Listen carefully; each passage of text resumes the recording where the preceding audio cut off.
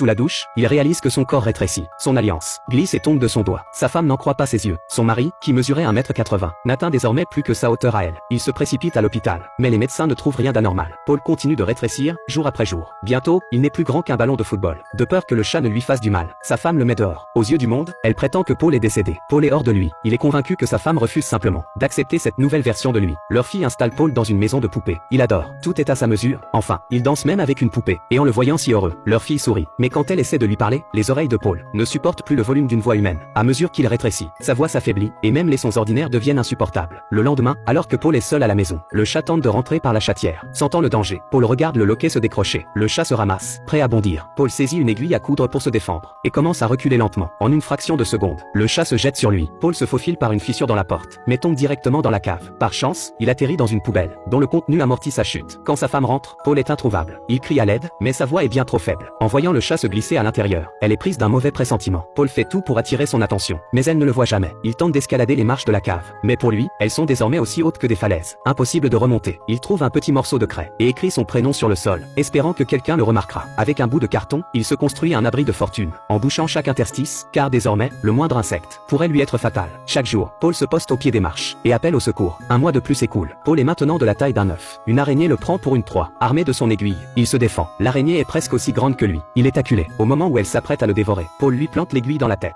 Elle est morte. Mais cette cave abrite bien d'autres araignées. Et à mesure qu'il rétrécit encore, ce n'est plus qu'une question de temps, avant qu'ils ne deviennent leur proie. Finalement, sa femme se résigne à l'idée que Paul a disparu. Elle et leur fille quittent la maison. Chaque soir, la fille lève les yeux vers le ciel, en pensant à son père. Le jour où Paul devient assez petit pour se glisser à travers le grillage de la bouche d'aération. Il n'est plus grand qu'une fourmi. Face à l'immensité du monde qui s'étend devant lui, Paul se sent complètement perdu.